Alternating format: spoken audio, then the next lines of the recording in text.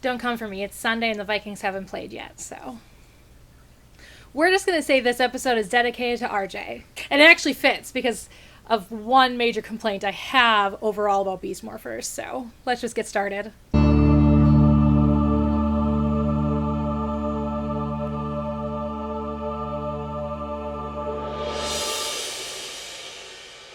Hey guys, and welcome back to my channel. I am Britt, and if you haven't subscribed yet, you probably should because I talk about geeky things, and today we're going to do an episode review of Power Rangers Beast Morphers. This is the 11th episode of Power Rangers Beast Morphers called Tools of the Betrayed.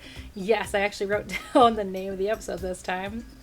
I'm a professional. I'm going to start by just saying overall, I was not impressed by this episode because a lot of times I have something good and bad to say. This time I have like something mediocre to say because I can see both good and bad from this. And bad. So, but just like last week, we are going to start with a total synopsis of the episode. So if you guys want to skip the total synopsis, go ahead and hit this time right here in the video, and you will not see the total synopsis if you want to watch the episode without knowing from beginning to end what happens. So we start on the Power Rangers, and they are going through what is very systematically something that Power Rangers do when they are deciding to train, and that is blindfold training. Almost every single Power Rangers team where we actually see them training for Power Ranger life, they will oftentimes, at least once, do blindfold training. The one thing I will say about this is that a lot of times in those, they actually carry that storyline through the whole episode. We'll talk about how I feel about everything at the end of the total synopsis. Devin is the only one that is not blindfolded because he's the one guiding the Rangers, which makes sense since he's the Red Ranger. He's the leader of the Rangers. Therefore, he's the one guiding them. Then he gets this delivery, and it turns out to be this VR headset that he saved up for and finally purchased. So he's very, very excited about it, but at the same time, Blaze has been spotted now, and so they have to go and take care of Blaze. Devin gives the VR headset to Ben and Betty to take care of while he's gone. We stay on Ben and Betty for the moment, and of course, because we need comic misunderstandings and we need comic reliefs, for some reason, we need all of this happening right now. Betty decides to put on the VR headset, and guess what happens? She breaks it.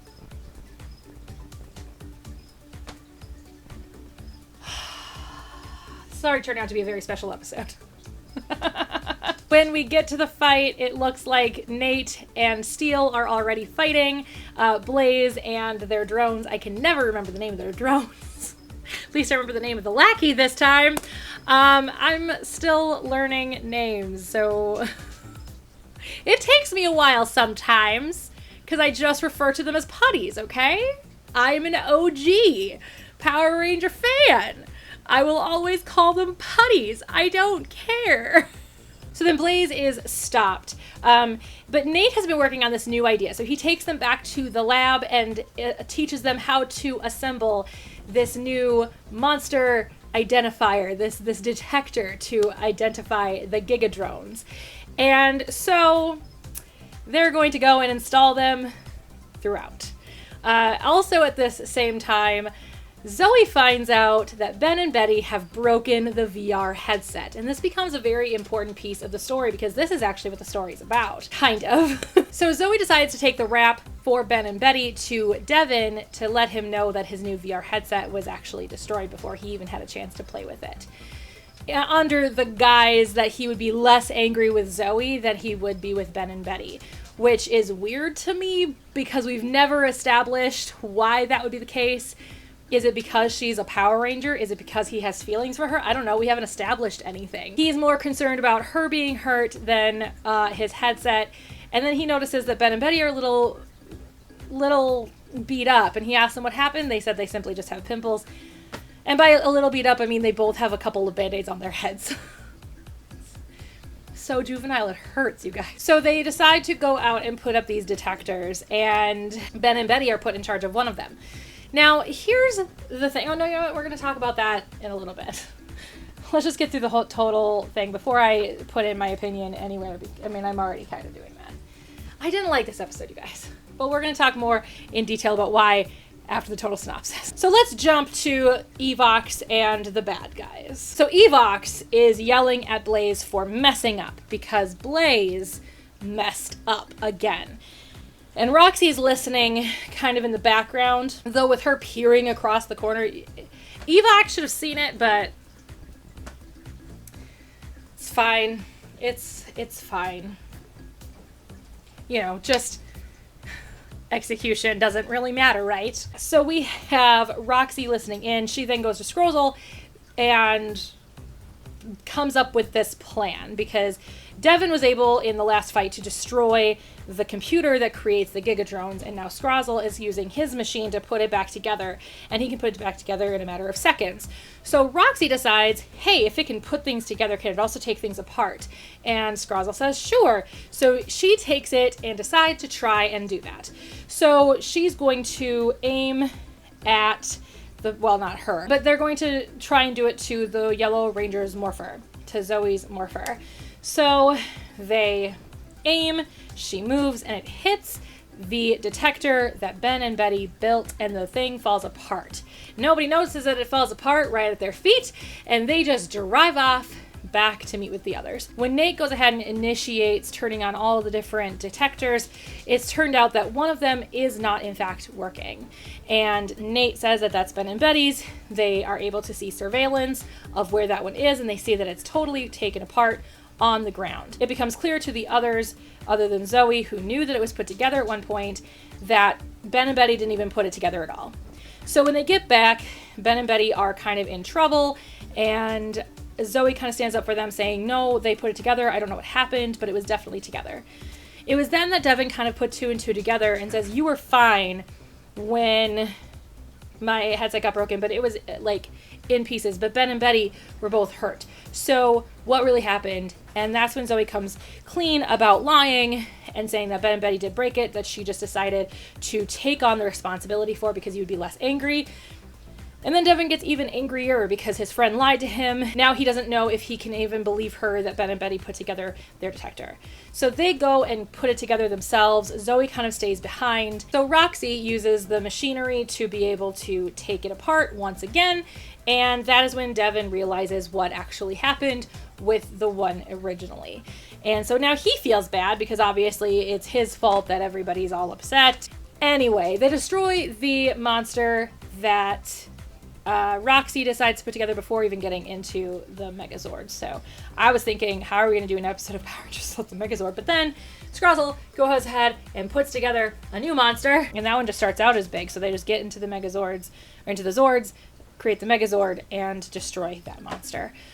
We then go back to Devin and Zoe as Devin is apologizing to Zoe for saying that he couldn't trust her anymore. And Zoe apologized for lying. And the others all come up to them with a newly fixed VR headset. And Devin decides to put it on and decides to play the same game that Betty played where she broke it. He nearly breaks it in almost the exact same way. But Ben and Betty go and they catch it, saving it from being destroyed a second time. So there you have it. That's how the episode ends. So how did I feel about it? Not great. It wasn't a great episode. Why? Because there were a lot of potential moments in there that they just didn't do. I mean, that's how I feel about Beast Morphers, like kind of as a whole, is that there's so much potential, but for some reason it just doesn't quite get there.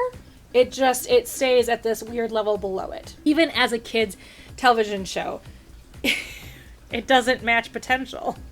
Like, I'm not looking for it to be Time Force. I'm not expecting it to be, even like Mystic Force, even though I know a lot of you guys don't actually like Mystic Force. I do. I think Mystic Force is really good. I'm not expecting it to be RPM. I'm just expecting it to, match its potential as a children's television show. Like we talked about last week, how there was this evil dentist motif that they were kind of going about with Ravi being afraid of the dentist. And they used that to be able to tell the story in its entirety. However, that didn't play out here at all. When they started with the blind training, I thought that at some point we were going to have a ranger that couldn't depend on their sight to be able to beat the monster or do whatever needed to be done. But that did not carry through the entire episode. Like I said, when I talked about it, whenever they do this, they do tend to throw that in there. Somebody has to learn how to not use sight to be able to fight, and then for some reason they have to use it later in that episode. So starting with that scene was kind of stupid, was kind of just thrown out there. It was like, hey, we need to do this really stereotypical training montage kind of thing, so let's go ahead and do that. It just didn't quite work out. At the end of the day, this all just comes down to what I'm probably going to say in every single episode of these episode reviews, which is Power Rangers needs a new showrunner. Hasbro, call me. Because for real, like, this just isn't matching par. It just doesn't match par. It's like they go, okay, well, we're just going to throw this in here because we can and because we should and because it's kind of like stereotypical. Let's just do that. It just doesn't work for me. And like I said about the dentist, the evil dentist motif last time, it was a way to, it's generally a way in children's programming to help children overcome their personal fears of the dentist or of doctors in general. And same kind of thing with the lying motif, which of course is what this episode had as kind of its underlying storyline, aside from the Power Rangers saving the world storyline, because obviously we have Zoe lying to Devin, which becomes a problem. But it doesn't become anything other than this very B story. I'd even go as far as say it's the C story, because usually television shows nowadays the industry standard is the A, B storyline, sometimes even a C. So instead of having one storyline for everybody, there's the main story, then there's the secondary story, and then there's the like underlying story. If you watch shows like Friends or you watch any other Power Rangers season, this tends to be kind of what they do. Power Rangers tends to go with an A and a B story. They generally don't get too complicated with the stories because it is a children's television show. But a lot of shows will either do 2 or 3 full stories within the course of one episode. And it became just this very minor story where it could have been used throughout the course of the episode. But because of how little actual story they can do on Nickelodeon, because it seems like Nickelodeon, I mean, I get it, because television shows are just a holding place for Nickelodeon and Disney and all that stuff to advertise to children, because I remember being a kid and seeing a commercial and being like, I want that. Ooh, I want that. Ooh, I want to do that. Ooh, I want to go eat there. Because kids are so, like, easy to advertise to, and then they beg their parents and blah blah blah. So I get it that Nickelodeon wants to show more commercials, but that then means that there's less time for story. This is why Power Rangers needs to get off of Nickelodeon. I know they have a contract, I think, through at least Beast Morphers, but I would love to see Hasbro take it off of Nickelodeon, because the amount of story that we don't get is atrocious. I actually did count it at one point. I think I'll count it maybe next week, how much actual story time we get versus commercial time we get. And I really hate where the theme song is. It's 8 minutes into the dang show. No. Teaser scene, theme, rest of episode. That's how it goes. But not on Nickelodeon. They do like half the freaking episode and then the theme song. I hate it. I hate it, you guys. I hate it. I have a huge problem with convenience storylines. The fact that they were right there and didn't hear the detector fall, that they were right there and it was at their feet and none of them noticed. None of them noticed the laser, none of them noticed the sound, none of them noticed any of it. It's just so convenient because they needed it to be a surprise to the people coming back, to Betty, Ben, and Zoe. It needed to be a surprise. So the execution of that is just really poor, and I didn't appreciate it, like, at all. So going back to Ben and Betty putting together one of the detectors, we've already established them as kind of the clowns. We've established them as kind of stupid. We've established them as kind of worthless. Why on earth, even if they're working together, like, I get it, but like, why on earth is Nate stupid enough to say, hey, go put together the thing? Work as a team and put it together. Shall you just go? Just do the thing. That doesn't work storyline-wise because of how we've already established these two characters. So then the mediocre thing that I was telling you guys about a little bit earlier in the video is this kind of what seeming to be establishment of character for Blaze and Roxy. Mind you, I really like Blaze and Roxy. I think I've said this last episode too. I really like them. I think that they are executed well. I think they're acted well. I think that they are my favorite characters overall in the season. I don't even have a favorite Power Ranger. If I had to pick one, it'd probably be Nate. But at the same time, like, I really like Blaze and Roxy.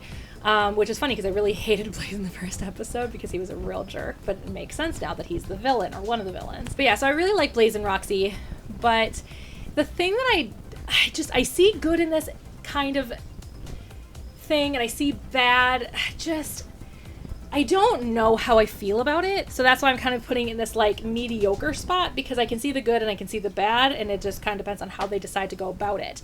So last episode was very Roxy oriented when it came to the villains, because she was the one who was trying to steal the powers from the Rangers, and she still continued to do that. In this episode, she was able to get some of the Jackrabbit powers from Zoe in this episode with the monster that she created. But this could have been a really good kind of character building episode for Blaze, but he fails right away at the beginning of the episode, and then it's kind of Roxy taking over again. So we're establishing that Roxy is the smarter of the two, which I'm totally fine with, but I feel like we might be sleeping on Blaze a little too much. So I hope that he gets more storylines as time kind of goes on. I don't mind the idea that they're establishing her as the smarter of the two or the more successful of the two, but I definitely would like to see more Blaze being successful and being smart as well. Like I said, I don't know how I feel. I feel like this could be really, really good, but I could also see that it being really, really bad, because I like I said, I like the fact that Roxy is smarter. I like the fact that Roxy is just better at what she's doing. They're establishing this and they're going with it. But then we're going to ignore Blaze and his storylines and his character development, which I just don't know if that's fair. I don't know. I've got mixed feelings. We'll see how this storyline kind of pans out as it goes forward with the stealing of Power Ranger power. I'm assuming it's building up to the season finale, but we'll see how it goes from here. So that's how I felt about this episode of Power Rangers Beast Morphers. It was not great. So let me know what you guys thought of this episode of Power Rangers Beast Morphers in the comments below. And if you guys are here for all of my content, I will see you guys all on Thursday with a new video. And if not, I will see you guys all next Monday with another episode review of Power Rangers Beast Morphers. Bye! Really, Nova? Yeah? Oh, wow, okay. Okay. See how hard it was to film when you guys didn't know she existed? Nova, don't. No, that is not a toy. It's not a toy. Don't sit there and meow quietly at me. It's not a toy. But it is a toy, Mom. What is wrong with my throat today? It's really dry. Another dead cricket. A bunch of my crickets escaped yesterday because for some reason I decided not to put the lid on completely. And I'm just finding a bunch of dead crickets because Nova gets at them. So that's great. Thank you, Nova.